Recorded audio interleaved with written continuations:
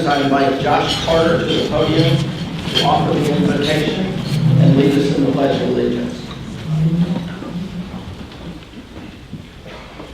Good afternoon.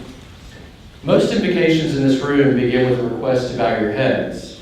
I'd like you not to do so today. Instead, I would like to ask you to take a moment to look around the room at all of the men and women here in this moment, sharing together this extraordinary experience of being alive. This is a room where, as my secular humanist tradition stresses, by the very fact of being human, we have much more in common than we have different. We recognize that there is much to learn from each life that wanders but for a moment alongside us on our short path of existence.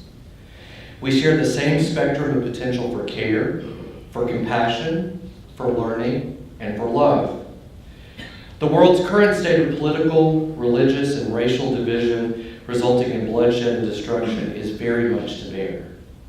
However, as we pause together right now, and as we continue our day, let us cherish and celebrate our shared humanness, our shared capacity for reason and compassion, our shared respect for the sanctity of all life. Let us work to uphold our Constitution and our democracy, and let us root our work in these values that are relevant to all of us, regardless of background or belief. With gratitude and with love, with wisdom and humility, let us work together for a better state, nation, and world, as is our creed and duty as Kiwanians. Thank you. Join me in the Pledge of Allegiance. I pledge allegiance to the flag of the United States of America and to the republic for which it stands, one nation under God, indivisible, with liberty and justice for all. Thank you, Josh. All right, I'd now like to invite Club Secretary J.W. Carpenter to come up for announcements and introduction of guests. Thank you, President Scott. Fortunately for the audience, I don't have very much today. I do want to say, excited to hear from Dr. Watts, UAB. I joked at the Ed Foundation that UAB's motto should be the Department of Yes, because in 5.5 years, whenever I've asked for anything from the Birmingham City Schools, I've always gotten yes, including 10 students who are doing paid internship at the hospital right now. So it's just phenomenal to have UAB in this town, and very excited to learn what is up most recently. I also want to congratulate Ann Flory on finally getting a job. It's terrific. She is, of course, the interim executive director at ASFA, which is one of our great institutions of education in this town, taking over for fellow Kiwanian Michael Meeks. She insists it's temporary. I would choose to believe her, but obviously Ann is going to do a terrific job, and ASFA is very lucky to have her, just as we are lucky to have her as a Kiwanian. I am going to pivot in a second for a special presentation, and I want to now welcome Jennifer Chandler-Stevenson to say a couple words and also introduce a very special guest. Hi everybody, we're just 1 year out from the Tokyo 2020 Paralympic Games, and we've got 4 of the top 5 wheelchair rugby teams that are going to battle it out in Birmingham at Lakeshore Foundation on May 22nd and 25th. And that includes USA Wheelchair Rugby. And when the US team is training at Lakeshore, it also benefits from the UAB Lakeshore Research Collaborative that conducts athlete testing to ensure that the players are competing at peak performance. So please join me in welcoming 2019 USA Wheelchair Rugby co-captain, Joe Galbraith.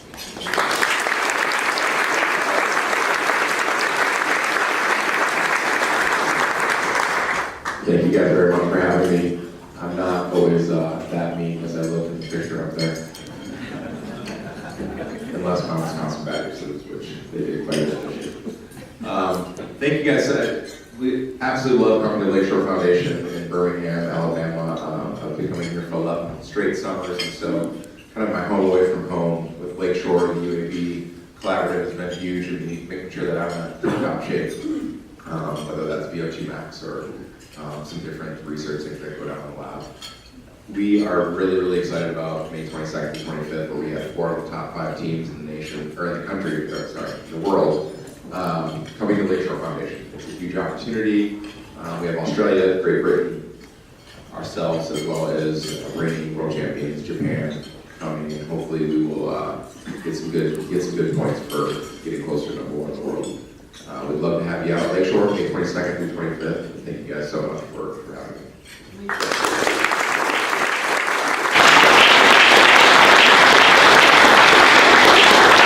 Another example of how UAB is partnering with great institutions like Lakeshore Foundation in this community. If anyone has never seen wheelchair rugby, I would encourage you to go out. It is an absolute ton of fun.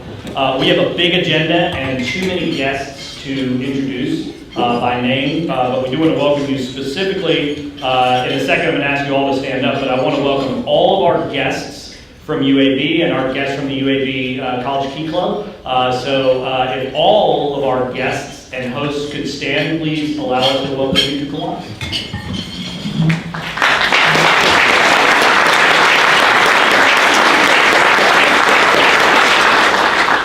And with that, I turn it back over to President Scott.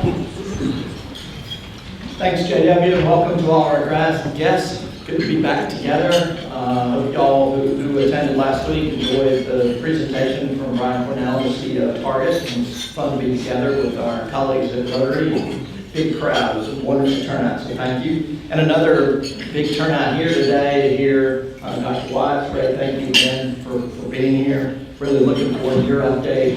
I think it's the big engine that helps drive Birmingham, UAB. So glad to have you here. Glad to give you a chance to give us an update. Now, as we say, new members are the lifeblood of our club, and we have 2 new member introductions today. So first, I'd like to call Scott Russell to the podium to introduce new member Whit Bird. Scott. Thank you, President Scott. Along with co-sponsors Bill Pratt and Philip Curry, I'm very excited to introduce my friend Whit Bird as a new member. Whit's a Birmingham native, Auburn graduate, and a longtime banker in Birmingham. He is currently the city president of Robertson Banking Company. You've never heard of Robertson? They are headquartered in Demopolis, and I think next spring we'll celebrate their 150th anniversary. Whit's somebody who's very involved in the community. Current community involvement includes Glenwood, Ducks Unlimited, and Birmingham Delta Waterfowl. He and his wife Jennifer have 2 boys. They live in Homewood, and they are active members of All Saints Episcopal Church. Please join me in welcoming Whit as a new member.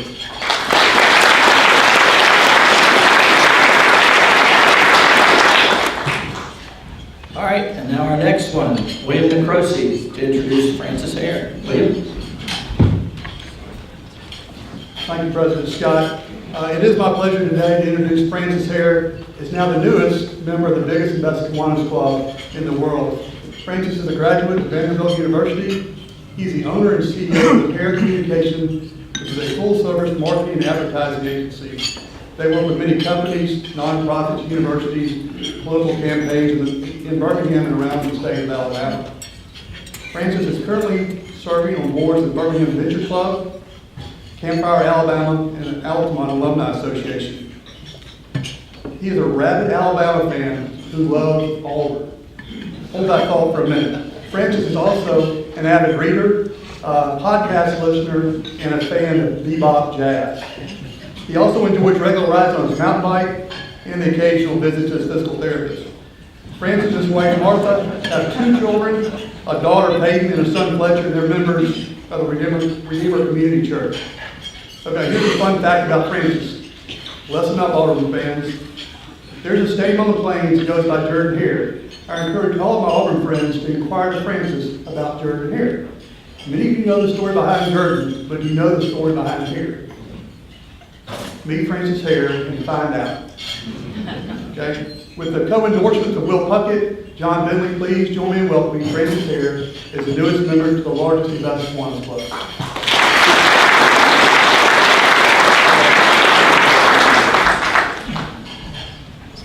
Wow, that sounds like an interesting story. All right, Whit, Francis, welcome to the club. We're glad to have you here. Hopefully you can get engaged with one of our committees and get quickly acclimated to the club and participating. So glad to have you. Welcome. All right, so let's get on with our program as you're here to hear Dr. White. So first, introduction to the head table. William Necrosi, partner shareholder, Level Investment Management, Kiwanis since 2007. Francis Hare, new member just introduced by Wade. Scott Russell. Scott, chair of our membership committee. Thanks for all that good work you're doing. Senior VP, Regions Bank. Also second generation member of our club. His father, Richard, was a past president. Kiwanis since 2004. Whit Bird, also new member just introduced by Scott. J.W. Carpenter, Executive Director, Birmingham Education Foundation, Kiwanis since 2013. Josh Carter. Josh, thank you for that invitation. Administration Director, UAB, Office of the President, Kiwanis since 2017. Chris Brown, VP of Research, UAB, Kiwanis since 2018. The theme continues here. Pam Bedoin, Senior VPO, is that right? Of Academic Affairs, Provost, UAB, Kiwanis since 2017. And Pam has the honor of introducing our speaker. Please join me in recognizing the head table.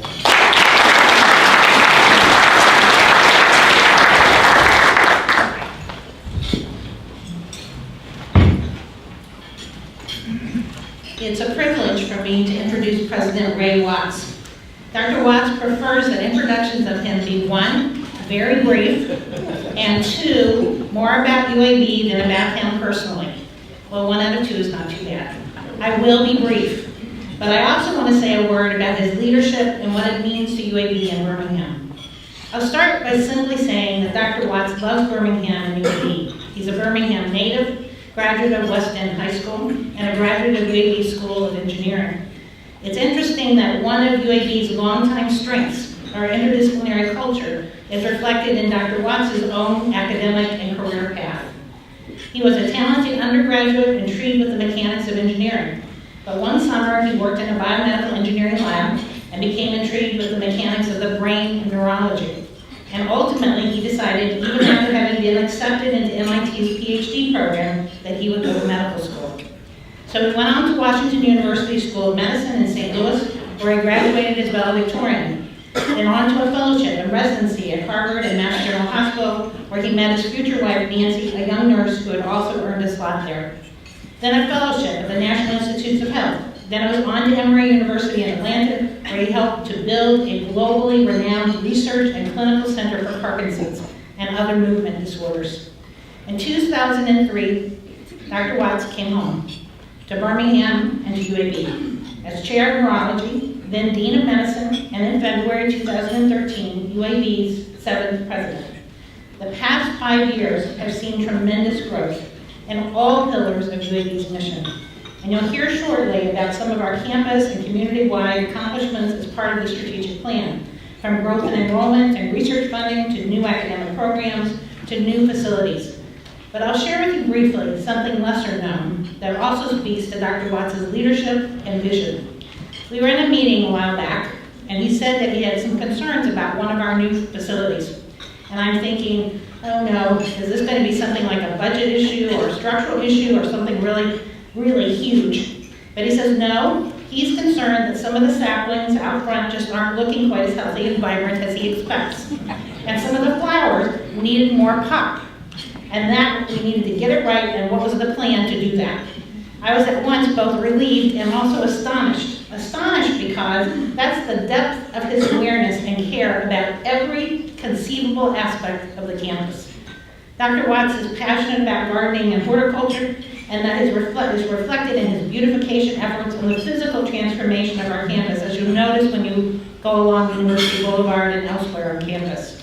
There are now more than 4,400 trees on campus, roughly 900 of those planted in the past 5 years, which benefits not only aesthetics, but sustainability, health, and wellness.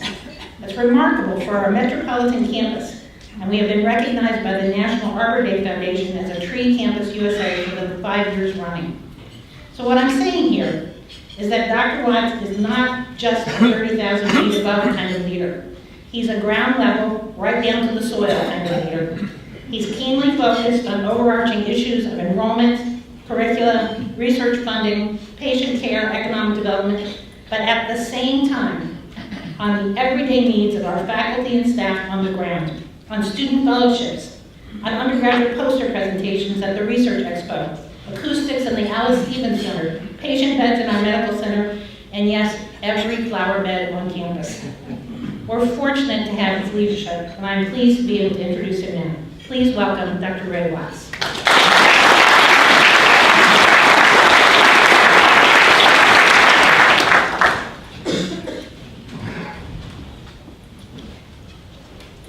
Well, thank you, Pam, for that humbling introduction.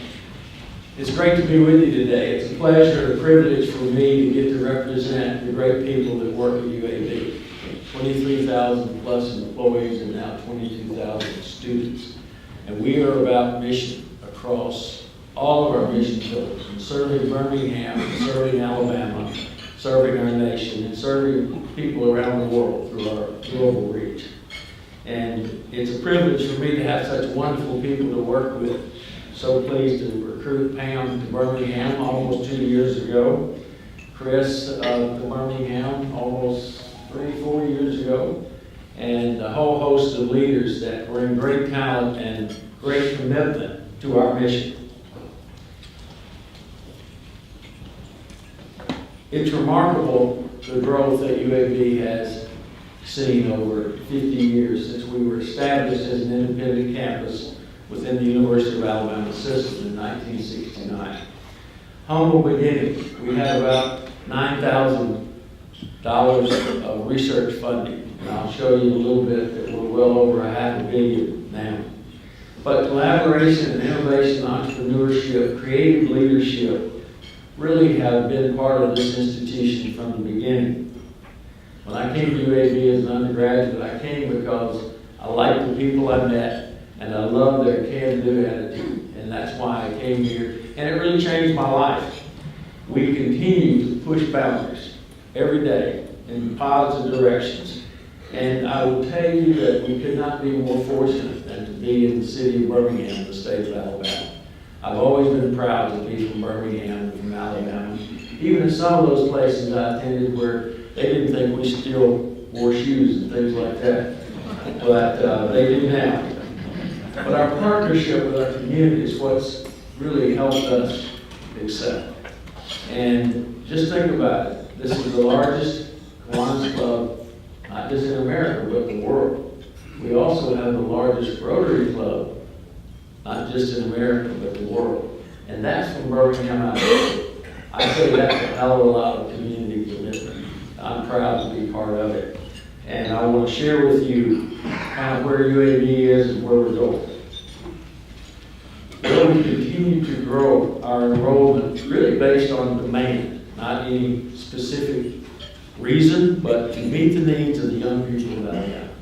And we want to provide our students with a world-class education in every sense of the word. We've grown by over 1,000 students each of the last 2 years and have had record enrollment, and we'll see record enrollment again this year. We've created novel undergraduate programs that really meet the needs of 21st century students. You can see that we have a very diverse campus. We are one of the most diverse undergraduate campuses for a Tier 1 research-intensive university in America. And we were proud to be one of 14 universities out of thousands to be recognized last year as a diversity champion. We know that diversity is important, and it's a core value because, as was said earlier, we're all way more alike than we are different. And many of the tensions in the world come about from the lack of knowledge of others, and the lack of knowledge that they too have more things in common with you than you think.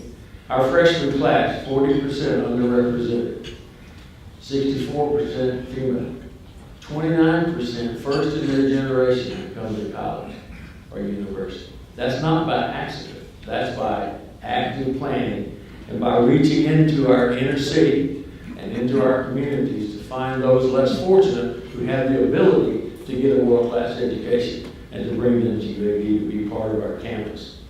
We have over 1,000 international students, and that again is not by accident.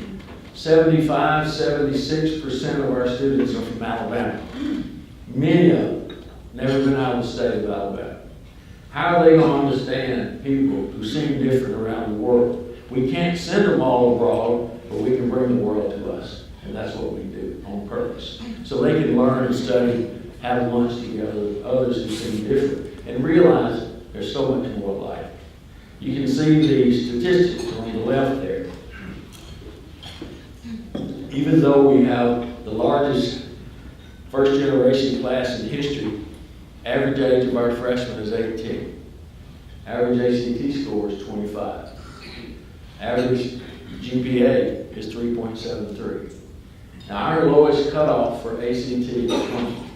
And we used to automatically not consider anybody under 20. But now, if they are from our city regions and they have been shown to have a strong work ethic and can take advantage of coming to UAB, we let them in with a 19 or 18. We first did that, our faculty were concerned that we're going to lower our academic standards. They've gone up every year. Look at the top there, the Honors College continues to grow. These are some of the most talented students in the country, and we are so fortunate to have the opportunity to help them get an education in the classroom and through service learning and extracurricular activities. Our graduate programs are among the best in the country. This year, our Master of Health Administration moved to #1 from #2. And we were proud of that because the chair came from the University of Michigan about 3 or 4 years ago.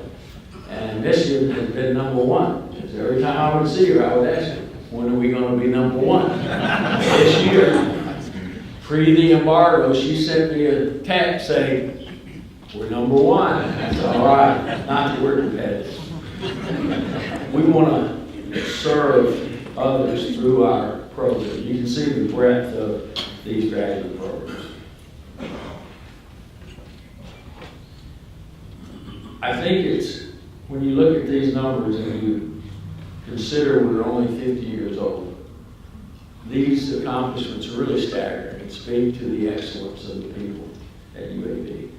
Among all public universities in the country, we rank 15th in federal funding. And among all public universities in the country, we rank #8. The only ones ahead of us have been doing it for hundreds of years, or they're in California. And you have to go all the way from Birmingham to San Diego going west to find another institution that has as much research funding as we do for the National Institutes of Health. We rank 20 among all universities in the country. You can see our School of Medicine and our School of Public Health also rank very highly. This year our expenditures were over $562 million, and we went up about 10% last year in research funding, 48+ million. Over the last 5 years, we're one of 8 schools of medicine to grow by over $100 million in research funding. And look at the others on that list.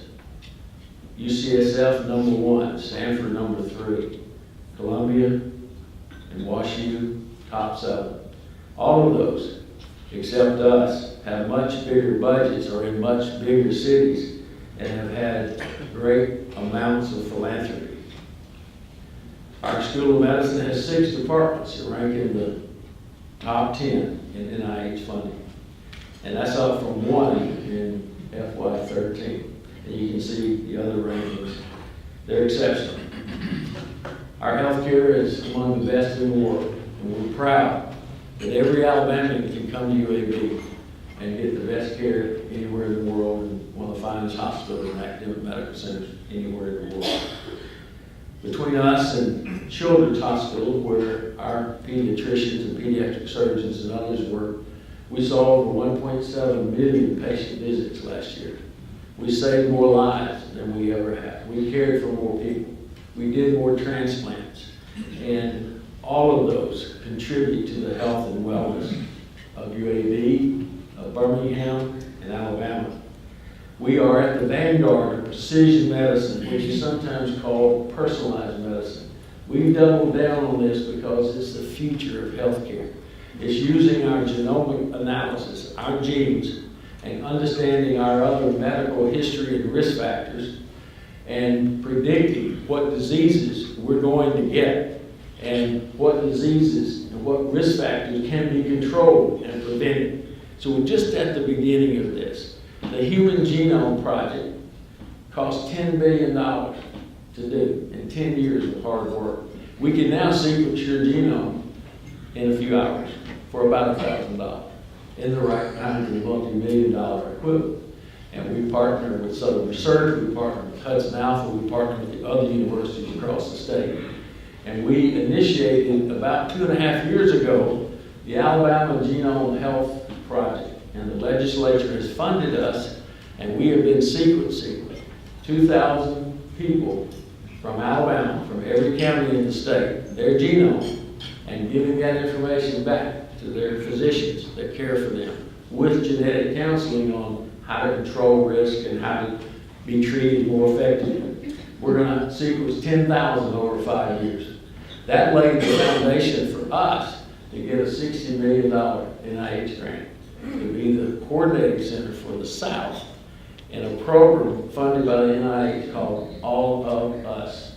It's going to sequence 1 million genomes of Native American genomes, all their health information in the largest study of human health ever before. So we're proud to be part of that, and we're going to sequence tens of thousands of genomes of people in the southeastern U.S. You can see on the right there rankings in highest quality care, adult neurology, adult other departments here, but also pediatrics. They rank similarly.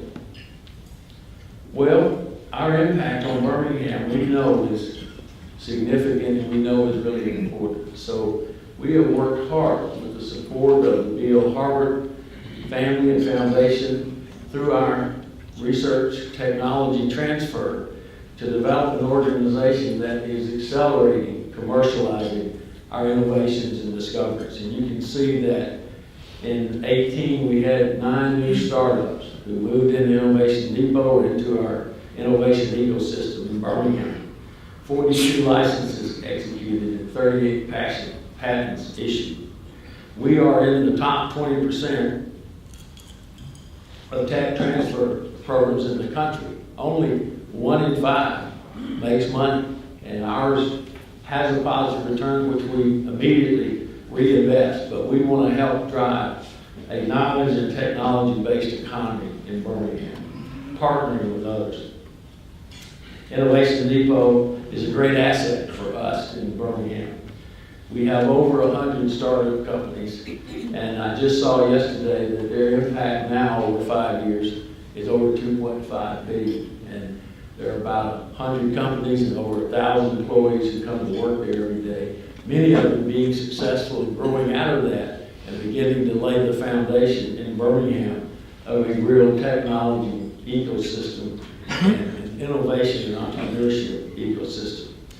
We work hard with our partners across the corporate community, Birmingham Business Alliance, this club and Rotary and others, to provide our young people with training and education. We have a very strong and innovative IT boot camp at Innovation Depot that lasts about 12 weeks, that reaches into the city and finds unemployed or underemployed young people between 18 and 27 or 8 and gives them this training, helps them get a job.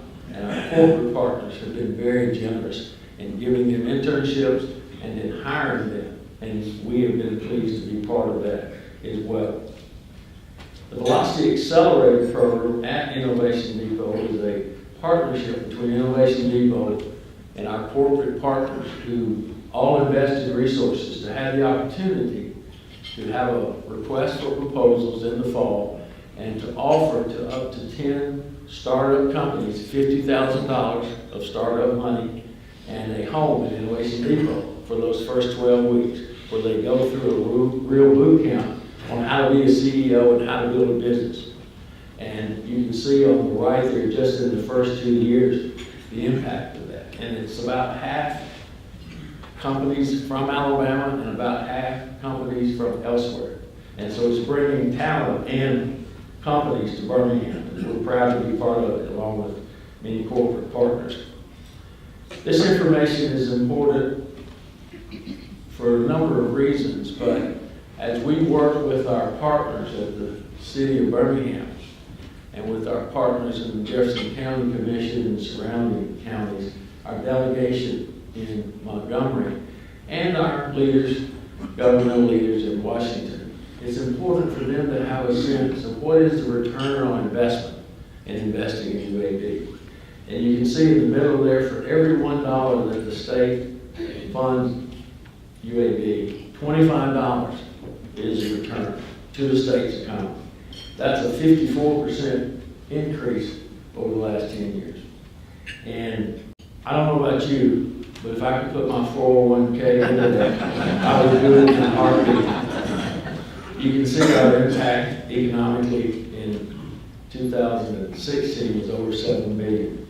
And this is important too. We spent over $455 million worth of business for over 1,600 companies and suppliers in and around Birmingham. $500 million worth of business, not bad. In Alabama, 1 in 31 jobs has something to do with UAB. You see on the right there, 1 in 4 residents of Birmingham are either an employee, a patient, or a student. And you can see 1 in 6 in our 6-county region. And we share that with our leaders, and we share with each of the 9 counselors in their 9 districts in Birmingham how many employees work in their district. What's their payroll, i.e. the economic impact. Over 4,000 live in Birmingham. Over 4,000 students of our 22 come from Birmingham.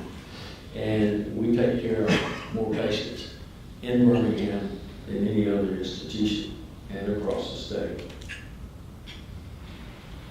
Thanks to the partnership of our great community supporters, we were pleased last year to complete our $1 billion philanthropic campaign. And we were very appreciative of the over 100,000 donors who contributed in various ways around their passions, around our mission. And, you know, you can see here some of the impact. Over 211 new endowed scholarships, that's $25,000 and above. New endowed chairs and professorships, which help us retain and recruit the best talent across the country. And we indeed recruit the best talent. That's what's helping drive our success. And one goal we had was to grow our endowment. And we started about $400 million, and it's now over about $500 million. And we're setting new goals for all of those things. And these funds, less than 10% contributed, i.e. $100 million to new facilities, even though we built about $400 or $500 million worth of new facilities over the last 5 to 6 years. And we're going to do that probably over the next 5 years. But that was important. Most went to people and programs, faculty, staff, research programs, startup programs, and students. And that's what we're all about investing in. If you come across campus now and you haven't been in a while, you may not recognize it. Drive down University Boulevard from I-65 to about 22nd Street, and you will see the transformation that's occurring, not just in facilities, but in overall sustainability of our campus. We have over 250 buildings, and we have a very focused sustainability strategic plan on improving our carbon footprint, as my young daughter tells me we need to do. And she's right, and we pursue that every day. As Pam mentioned, over 4,000 trees. We recognize we're planting trees and improving the beauty of our campus. And we want our students, our employees, our patients, and families when they come to UAB to feel welcome into a safe and secure and attractive environment. And like I tell folks, would you rather drive through a campus coming to our medical center for something really serious and see it's not taken well care of? Or would you rather see something that's really attractive and beautiful and green and know that we're attentive to detail? And when you come to our facilities, we're going to be very attentive to getting you well and to do that with compassion. So we're pleased with this new nursing school building. It's the finest educational venue for nursing in America. Snook College of Business, School of Business building is just fabulous, world class. That's also where our Harvard Institute for Innovation and Entrepreneurship is. And we're working now to create an undergraduate major in entrepreneurship and an MBA focus in entrepreneurship, because we want to educate the entrepreneurs who are going to help run our businesses and start new ones going forward. Our communications and marketing team work very hard to share the great things that are going on at UAB. We do suffer as a city for not having a daily newspaper like others.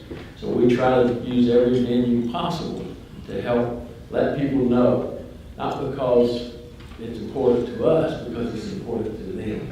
To let them know we're thinking about and working hard to provide them with the best opportunities. So we're thankful of that, and we certainly would appreciate hearing from you where you get your daily news. Birmingham Business Journal plays a very important role for us as well. Well, as part of our strategic plan, and when I was chair of the Department of Neurology, we put a strategic plan together in the first 6 months. When I was dean of the School of Medicine, we put the first comprehensive strategic plan together with the health system and the School of Medicine to make sure we know what our priorities are, to make sure that we're investing our resources wisely. Well, over the last 2 to 3 years, and Pam has played an important role in this, we have put together a comprehensive strategic plan for the whole university to make sure that we're focused on the most important aspects of our mission and make sure we're investing our resources and partnering with others.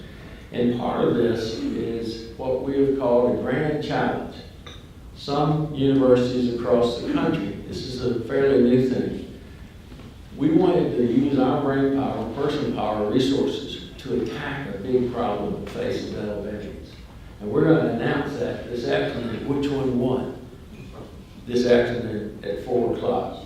It's been about a 2-year process that Chris Brown, our Vice President for Research, has led, and our leadership have been very involved in. And these 6 full proposals were all outstanding, and they will lead to other funding mechanisms. But we wanted to concentrate some resources to have a program, plan over the coming 3 to 5 to 10 years to change the overall quality of life of Birmingham and Alabama residents. And we're excited about that, and it's a critical part. We also are looking at our core curriculum and making sure that we have a 21st century curriculum that serves 21st century needs and young people. So over 5 decades, we've come a long way from $9,000 a year in research funding to $562 million in research funding. That's twice as much as all the universities in Alabama put together, just to give you some sense of the magnitude. And it puts us in great stead competing with others, but it's not about the rankings, it's about the resources and how it can change lives. Well, thank you for your attention. I'll be happy to address some questions if you have time.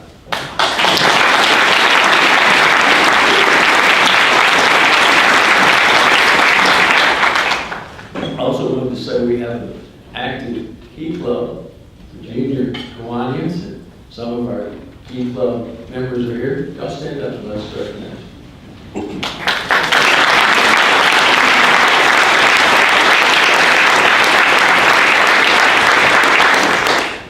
Thank you. Question? Who's got some questions for Dr. Watts? This is not a shy crowd. Matt? First, Dr. Watts, thanks to you and UAB for all you do for our community. Can you share with us UAB's plans for the Cooper Green facility and how that might be a positive benefit for the community? Yes, I'd be happy to. Our physicians have provided care for the patients at Cooper Green for years and decades. And when Cooper Green, the hospital closed because it was no longer viable, all those patients came to us and we take care of them. And one of the great things about UAB, and I'm very proud of it, will always be proud of it, is if you're really sick and desperate in the state of Alabama and you come to our doorstep, whether you're homeless or whether you're the CEO of Regions Bank, we'll take care of you the same way. We'll do everything humanly possible to save you. And that's the way we've always approached our indigent care. We, without Cooper Green, provide over $100 million of indigent care a year of unreimbursed care. Fortunately, we're able to do that. And we feel that's a big responsibility of ours. But Cooper Green, the county has managed that health system for a long time. And the county actually came to us and asked, would we consider partnering with them to lead the Cooper Green outpatient programs and to partner with them to provide the best care possible for county residents who are in need. And we worked with them over the last year or two to work through that process. And essentially what they want to do is outsource the healthcare administration and oversight to a world-class expert who knows how to do that, and knows how to do that less expensively, and knows how to manage a group of patients like we do in many of our other programs. So we actually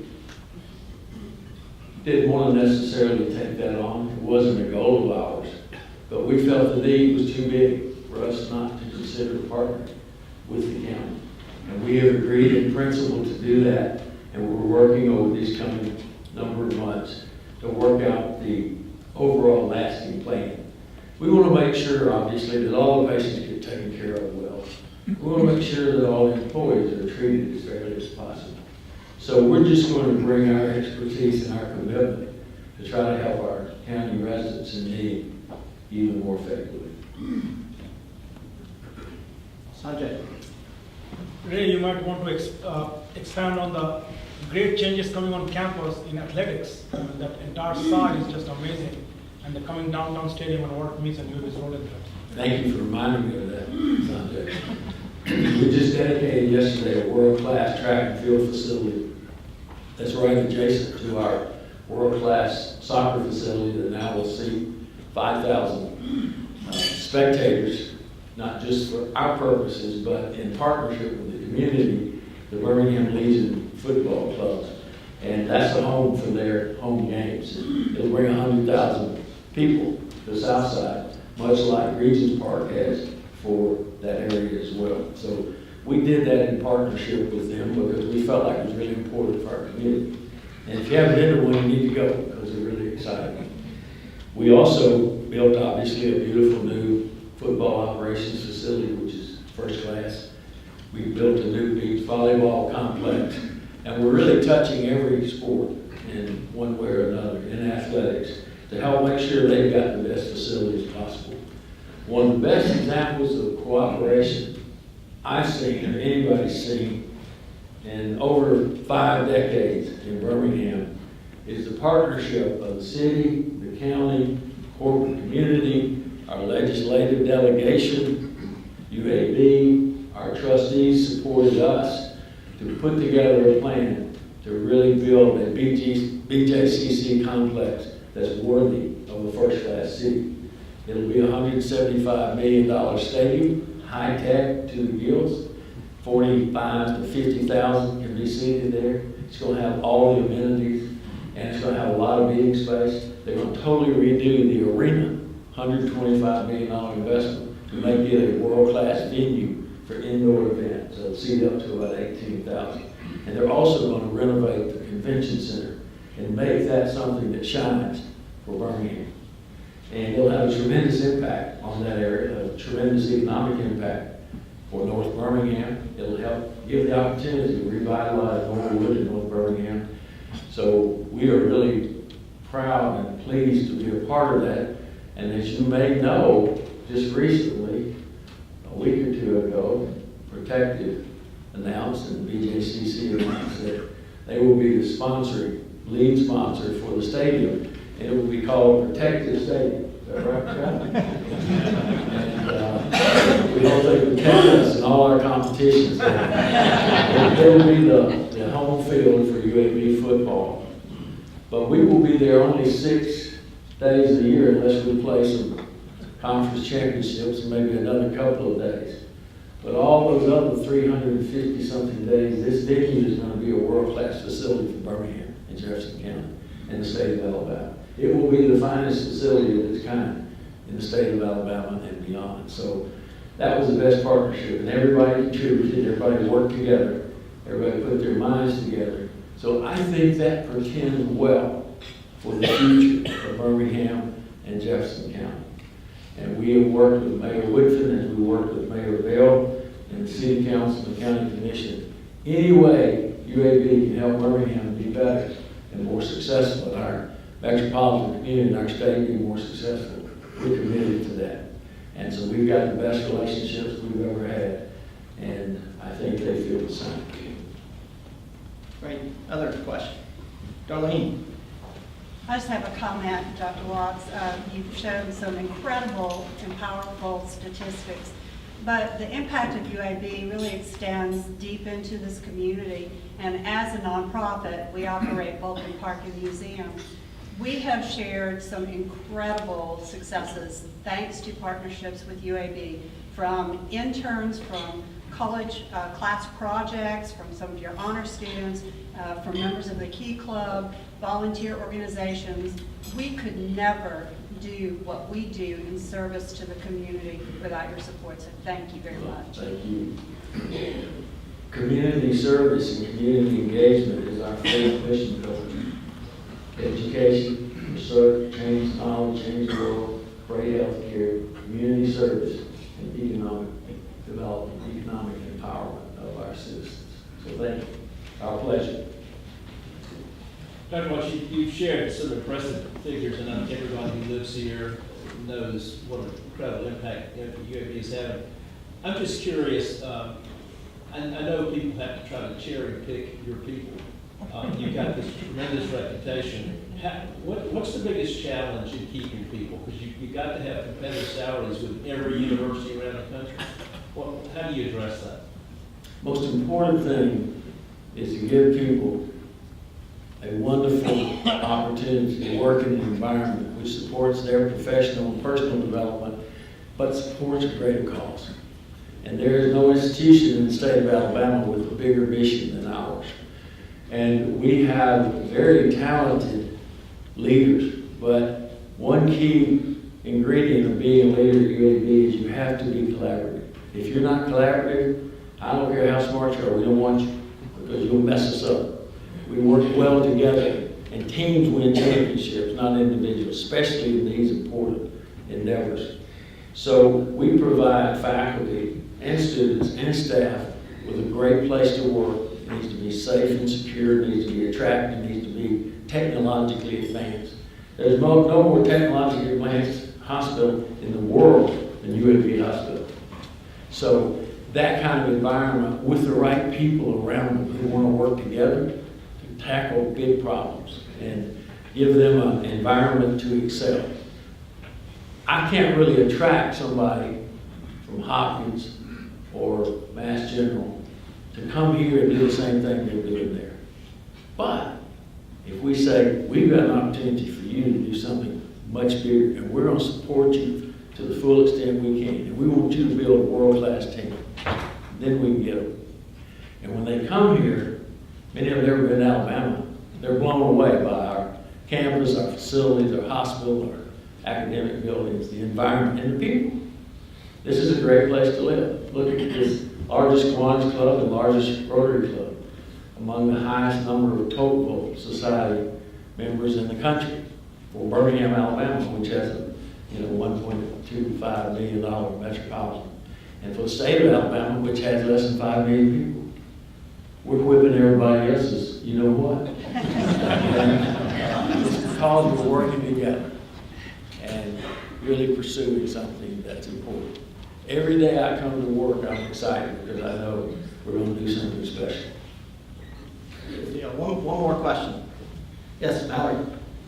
Well, actually, I don't have a question. I just want to thank Dr. Watts for the relationship with the city of Birmingham. I don't think we'd be here without UAB, like maybe at all. So I appreciate that, and I want to say as a person who lives in the neighborhood surrounding UAB that we have a relationship with UAB now where it used to be a them and us, and them was always bigger than us. And now we actually have a relationship where we have cooperation and work together. And I really appreciate that, and I appreciate you sending us sealed snow. Thank you. Well, as part of our master plan that we developed 5 or 6 years ago that looks forward for 10 years, we wanted to be very intentional about our neighbors. So So we work with the neighborhood side associations in Southside, in Glen Iris, and in Titusville.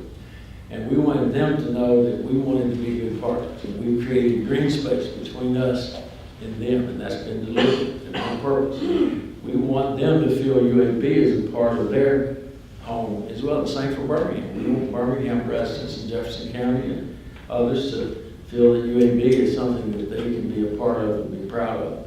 And actually, as part of that, we developed a program through our Education Foundation to invest $8,000 in 10 of our employees who wanted to buy a house or renovate a house in Southside, in Glen Iris, and in Titusville. 3 in each one with 1 extra. They were taken up in 1 week.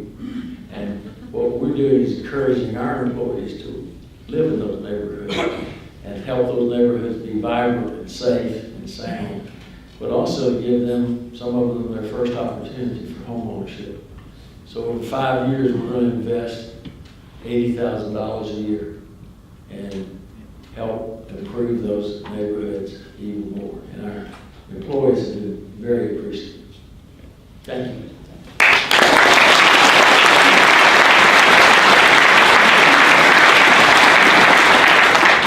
Great, thanks for that. That's fantastic. Looking forward to the fall of 2021. See the Blazers in the new protective stadium. By the way, anyone interested in a luxury box, see me afterwards. Rich B wants to, I gotta do something like that. Anyway, we will make a donation in your name to the Birmingham Education Foundation. Great, thank you.